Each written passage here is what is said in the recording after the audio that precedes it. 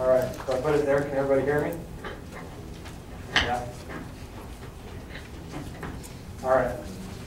Now, Michelle, do I have to stay in one spot the whole time? No.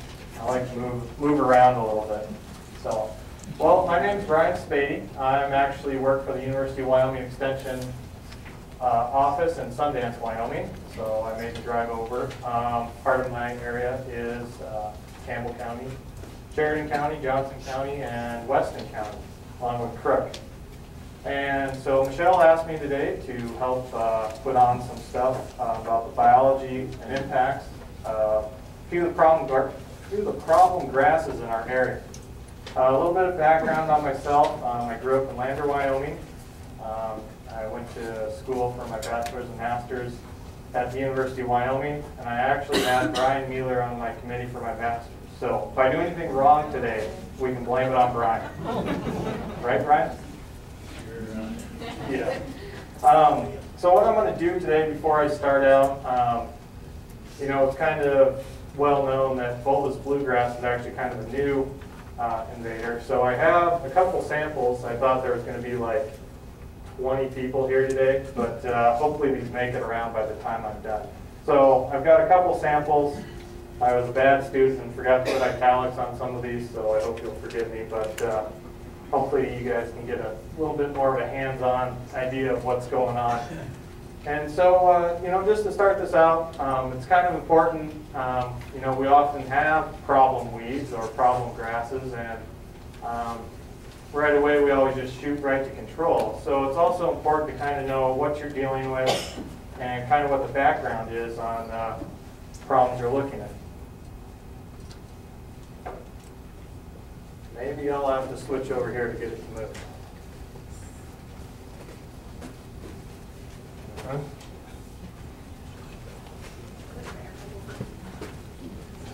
Wrong one. Okay. It might be turned off. Be sure to turn it on the side. There you got her. Now try. Okay, I guess we can move forward. We don't have to take another coffee break.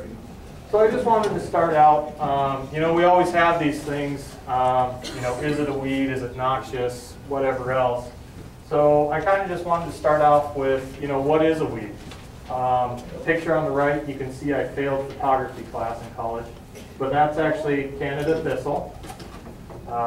Then on the left here, we have larkspur, and then arrowleaf balsam root.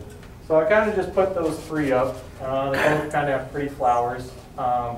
I know obviously everybody can tell me that Canada thistle is a problem, but it's always kind of hard to put a definition as to what it is and what we're dealing with exactly. So switch to the next one. All right, so to do this, I think it's important because of the three different species we're using today to kind of have a definition of what a weed is. And I would consider all of these a weed. So I used a quote from Stephen Miller, and this is what he said. He says, "A weed is plants that are competitive, persistent, and pernicious, and therefore interfere with human activities." So I would say the three species that we have today obviously interfere with what we as humans are trying to do with our activities. This usually comes into play as far as pasture management. Maybe it's decreasing yields in hay, maybe it's other crops, things like that.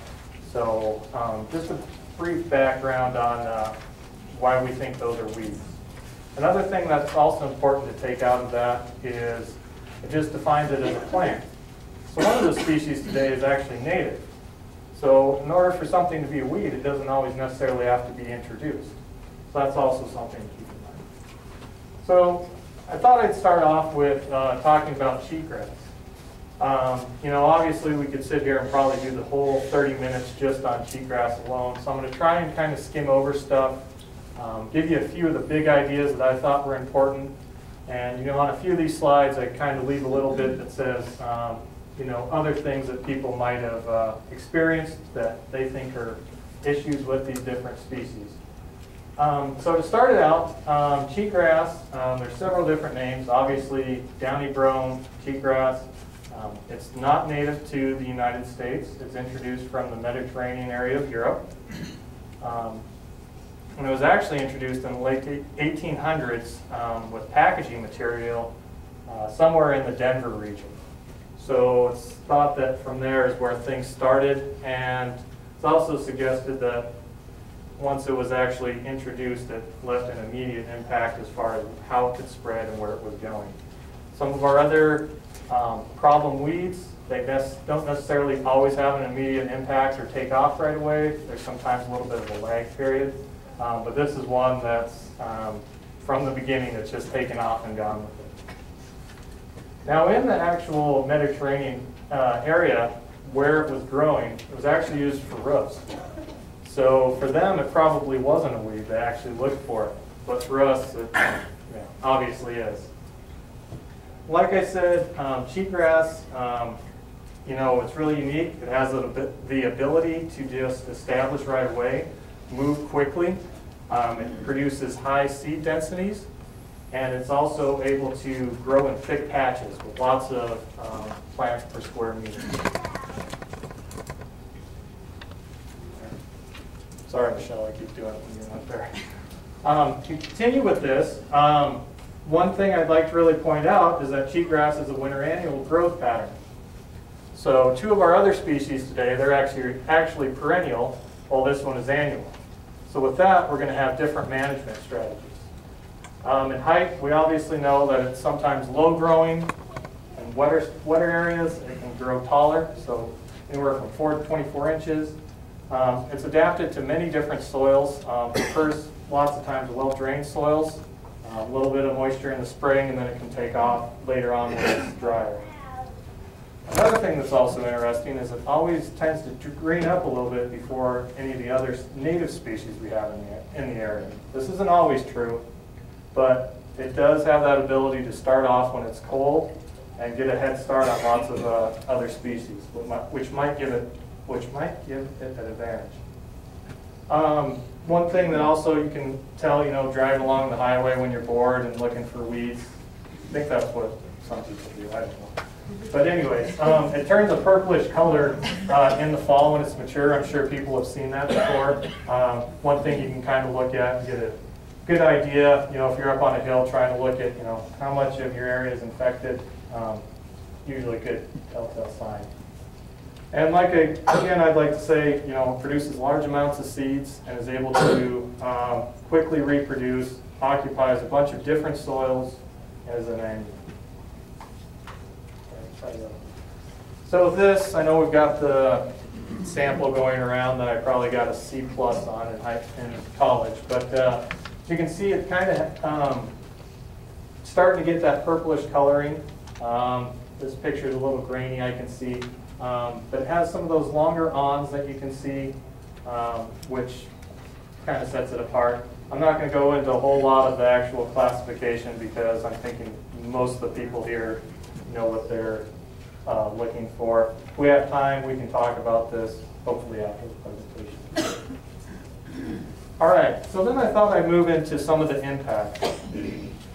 And I'd like to point out that I put another down here. So here's some of the things that I actually think are important or that people have problems with cheatgrass.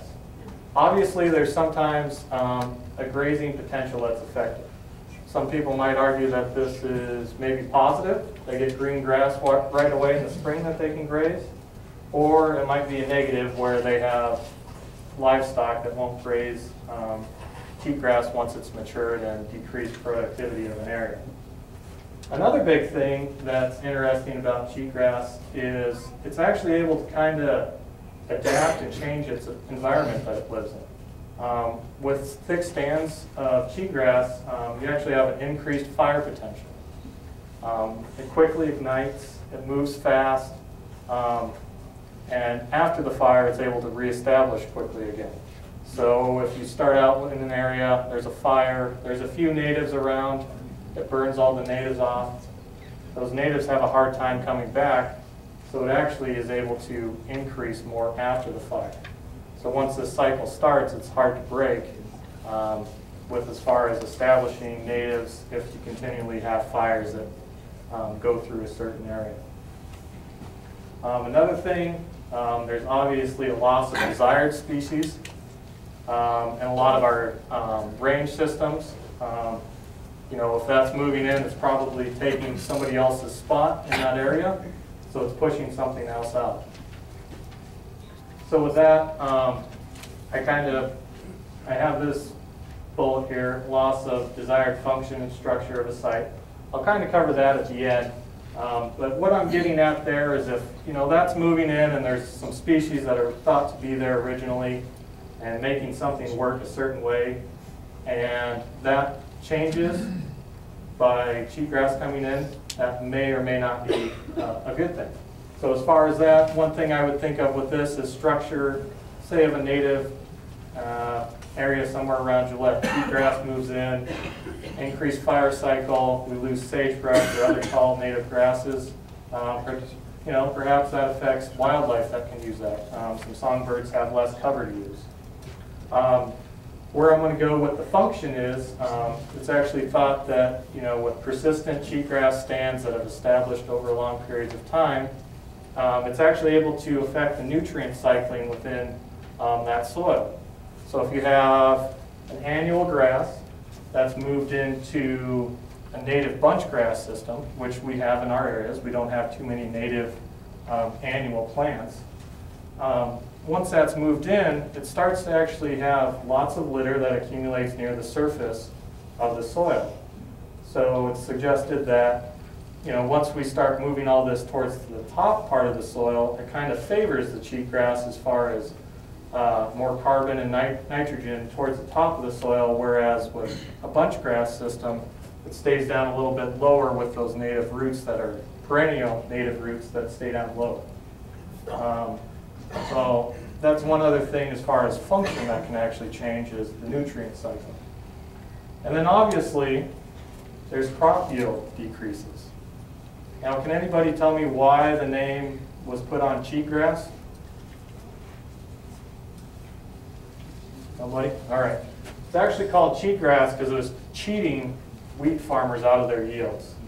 So when it was in there, when they were having lots of cheatgrass move into winter wheat fields, it was cheating them out of their yields that they were getting, so that's where it got its name. So we obviously know that they're, depending on which crop it might be, it can compete for nutrients and water and everything else. And so I'll let you guys kind of think of some others right now, and maybe we can discuss at the end. I thought there was going to be like 10 or 15 people here and we could discuss, but I'm sure some other people have some good ideas that might happen. These are just a few I thought of. And then there's probably some other positive impacts as far as, when it greens up that people might use. All right, so then I'd like to move on to foxtail barley. That's actually a native grass. It's a cool season, and it's perennial growth. That means it's around all year round.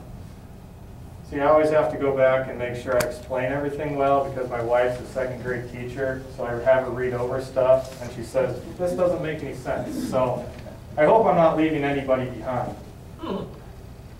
The seeds are actually easily dispersed. It's kind of interesting, that sample that's going around, I was looking at it this morning, some of those seeds are starting to pop out a little bit. And I think growing up in Wyoming, this is probably one of the first plants I learned because my cousins near their house, they had a big alkali area with lots of foxtails. So in the fall when it matured, the wind would come up and blow, and they'd end up with big piles on their porch.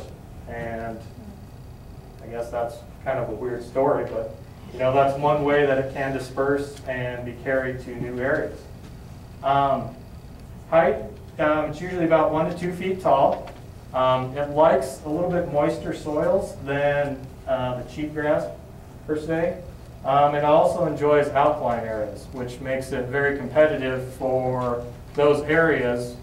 It likes alkali areas, so other species that do quite as well, it's probably going to outcompete them. So I'm imagining, there's probably a few people here where that's a problem, where they have alkali areas, and that's the only thing they have.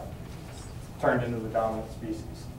Another species that's interesting is squirreltail. Sorry, I should have left these up a little bit higher. That's down at the bottom. It's also a similar species. Looks fairly similar too, and exhibit some of the same traits, so that might be in some of the other areas as well. Thanks. Here's another grainy picture I poached off the internet, but as you can see, it kind of has also a little bit of a purplish tint to it once it matures in the fall. And I think the one I'm passing around maybe does. All right, so then let's talk about some of the impacts. As you can tell, there's been a lot of work done with cheatgrass. It's been a problem for a long time. We've talked about that since the late 1800s. Foxtail barley and bulbous bluegrass has maybe not been that much of a problem or noticed or thought to be like that as long. So obviously there's a decreased grazing potential for livestock. When it's green in the spring, nice succulent leaves, it's probably okay.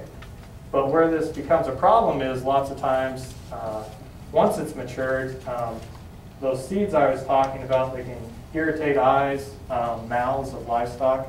So that might be one negative thing as far as grazing is concerned. You have a lot of foxtail, and there might be some other plants that livestock's trying to consume, but they can't because it's getting irritated or sores, things like that. Again, some of those things as far as function and structure, if there's just one plant, there's probably something else that it's taking its place, and this might affect a wildlife species or something else.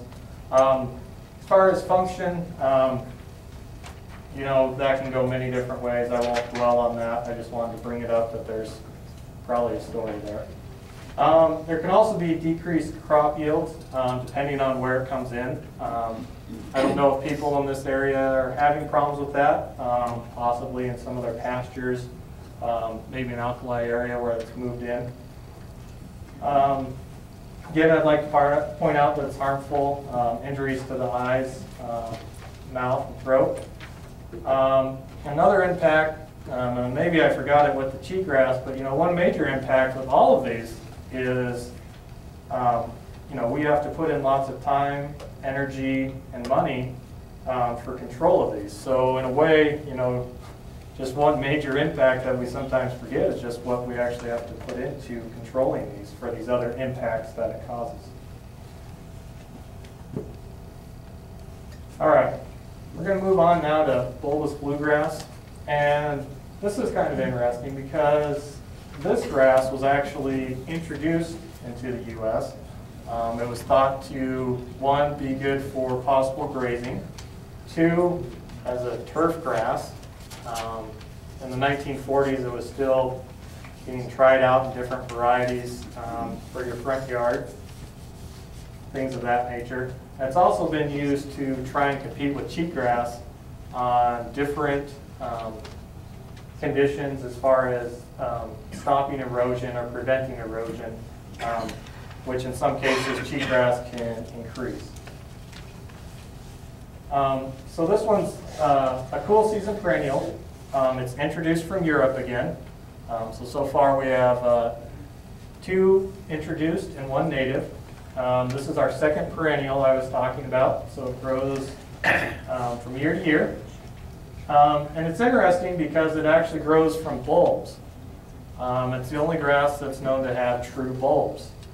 So if you can think of like an onion, and sorry I don't have a one to pass around, I'll show you a picture. It grows out of those bulbs, so depending on what the practice is, as far as cultivation, things like that, if you break up one of these clumps and move a bunch of bulbs, you might get different plants that start growing. It grows from anywhere from 6 to 24 inches tall. And this is another thing that I found was kind of interesting. It's thought to reproduce asexually when introduced, but sexually when grown in native regions. So this means that in the U.S., it tends to grow more from those bulbs than it does in its native regions of Europe. And one reason for this is it's thought to grow in shorter day length and cooler temperatures in the U.S. as compared to where it's found in Europe during the height of its growing season. It's not known if this is really an advantage or not. I just thought this was an interesting thing to put up. This might be something we learn more about in the future. And like I say, it's fairly new as far as on the radar of weeds or invasive species. And so there's probably more research that's going to come out of it. And, I guess that's where I'm going to go with that. I won't get into that anymore. All right. How are we doing on time, Michelle? All right. Don't want to have anything thrown at me. Continue with this. It grows in a lot of the temperate and subtropical regions. One thing I read, it grows anywhere from 4,000 to almost 10,000 feet in elevation, which is kind of interesting. So with that in mind, you can obviously see where if you're getting some winter or summer precipitation, you're going to be able to grow on a lot of different sites. It also is adapted to many different soil textures and characteristics. So if that's the case, if there's plenty of moisture, different soils that it can adapt to, you're probably going to have the potential for it to move in. And like I say, attempts have actually been made to cultivate it as a turf species. And it's always funny because, sometimes you get these introduced species that were brought here for a reason. You wanted them for turf or something, but you couldn't get it to work as a turf. So then all of a sudden you have it as a problem in other places, as in, pasture or somewhere else, and you can't get rid of it. So that's kind of interesting how that tends to work sometimes. So here's a picture of just the actual seed head. And it's kind of, an interesting seed head. There's a little bit of purple where the actual seeds are. And it's fairly easy to go out to a pasture and pick it out. I think it's kind of a fairly attractive grass when you're out looking for it. All right, here's a picture of the actual bulbs. And this is where those, where the grass is actually growing from. Kind of grows in that clump.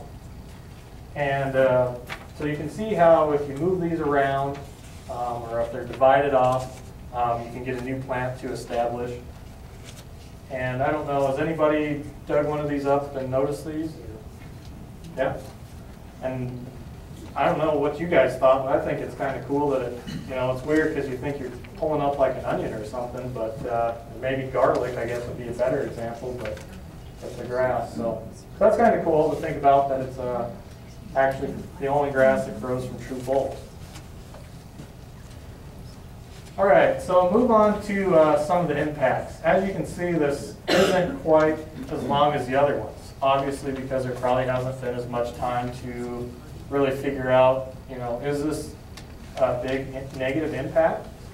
In some places it might not be that big of an impact. There might only just be a few clumps of this grass spread out here and there, and your function and structure of a rangeland isn't affected, or there's just a few in a pasture and things seem to eat it.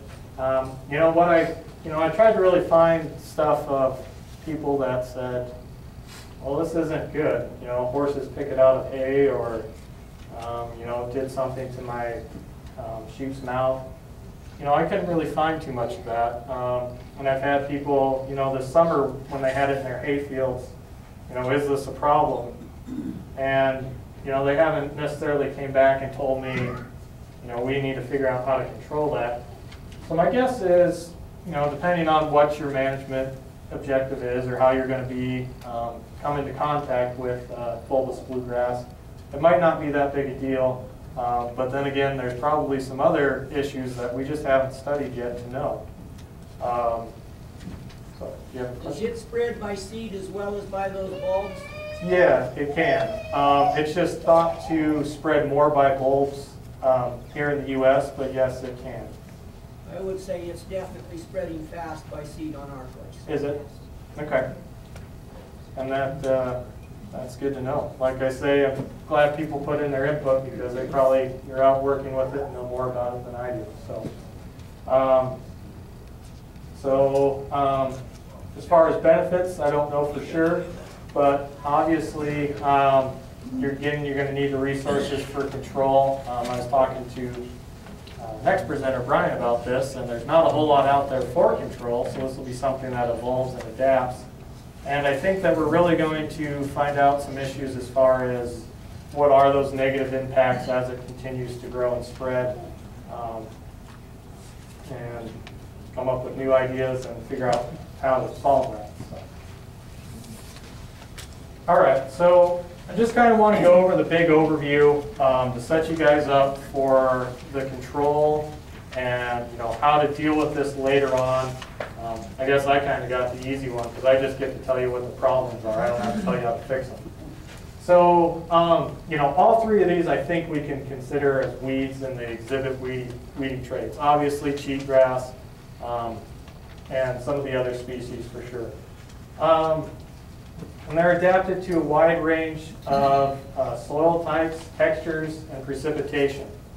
Obviously, foxtail barley probably does the best with some of those outlying areas, but that doesn't mean it won't grow in other places. They're also, all three are able to spread and occupy different growing locations quickly, which is very effective, which is a good weedy trait. Those plants, they can move fast, take over where they need to, which isn't necessarily good for us as managers, because then we have to stay on top of stuff and we end up putting in more of that time, energy, and money to combat those. It's also important to figure out that, or know that all three are cool season growing patterns. That means that they're going to green up early in the growing season, whereas a warm season species, they would grow up and out later on once temperatures warmed in the soil. It's also, again, I'll point out that cheatgrass is an annual, whereas bulbous bluegrass and foxtail are perennials. And, at some point, each species, there again, I put it right at the bottom where everybody can see it, so I'll read it.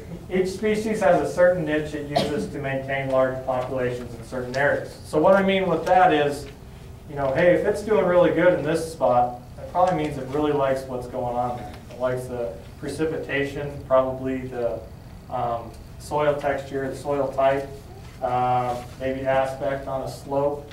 So in those areas, it's important to think about for your control later on these other talks. It's probably going to be a little bit harder to control in those areas than it would in a spot where, it moved in, but it's not, it's kind of just hanging on. So. Finish up some of the impact overviews. To some extent, I would say that all three impact livestock grazing. Some people may disagree with me, but from what I gather and talk to other people, obviously cheatgrass isn't always desired by livestock. You might have the injuries from foxtail, and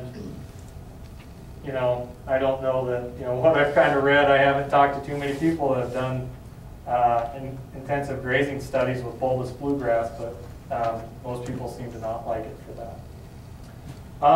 And obviously all three have the ability to move in and affect the structure and function of a native rangeland or some of our native areas that we have and deal with.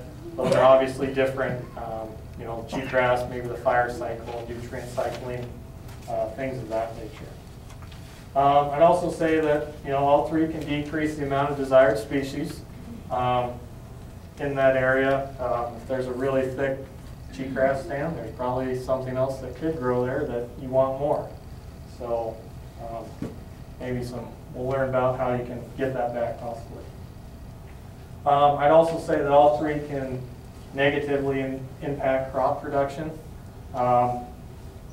Where I've seen bulbous bluegrass is in hay meadows, and it's obviously having to take some sort of water and nutrients while it's there, so that's probably affecting some of the other species in that hay meadow from getting bigger or thicker, smaller, things like that.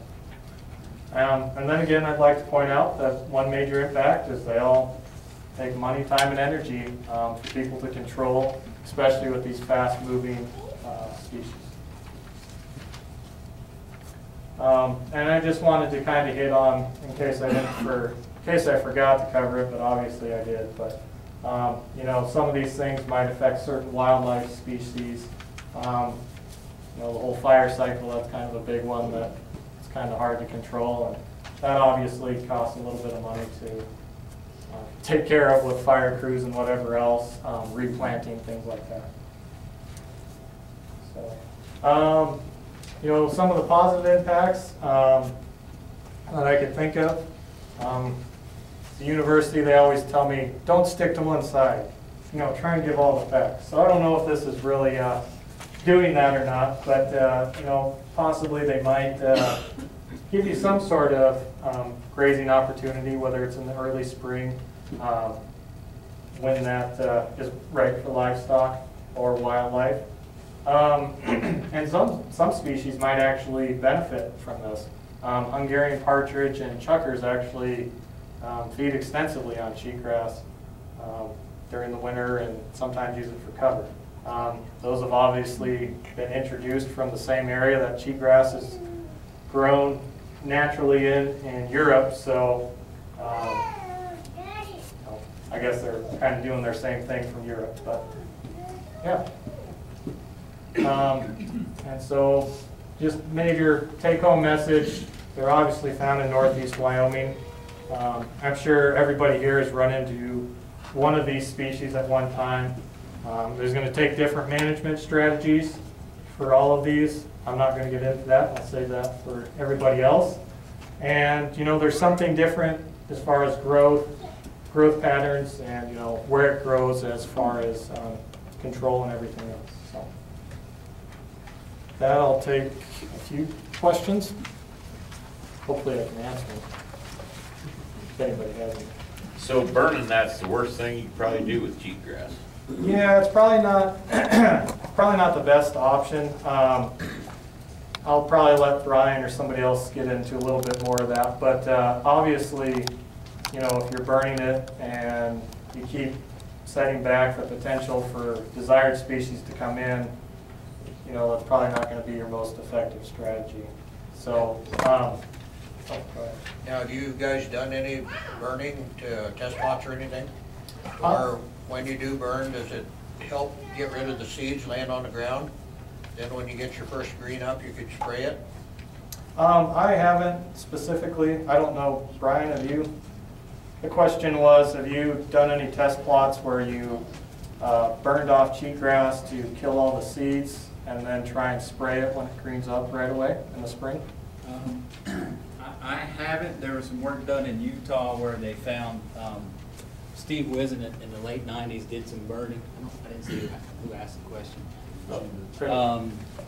And actually found that a late season fire, especially when the cheatgrass seed was either still in that litter layer or on the plants, could kill 85 to 90% of that year's seed crop. So you could actually get some control from the fire itself. But typically, I think that the best luck that folks have seen when they're in a situation where they're using fire as a tool is to help reduce that litter layer that you're trying to get herbicides down through, and then following that with the herbicide application.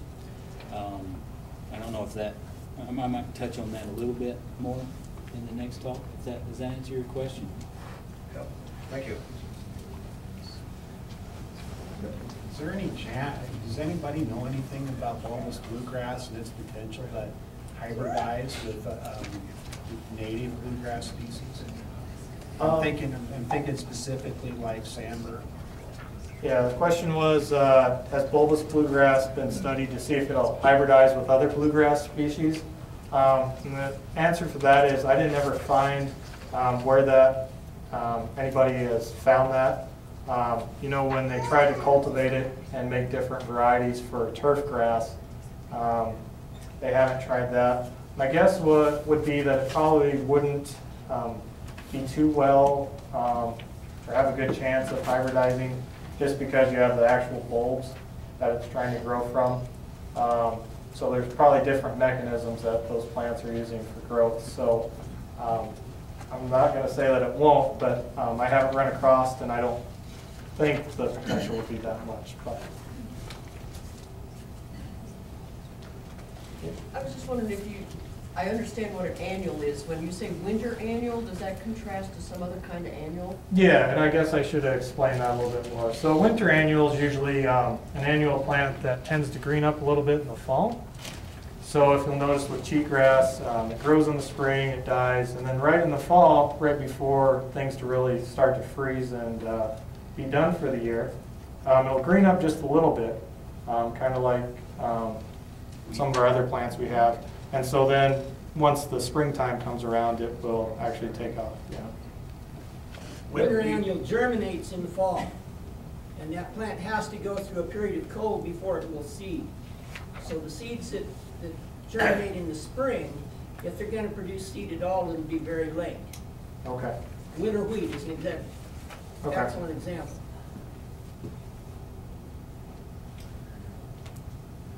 All right, I'll turn it over to Brian, thanks.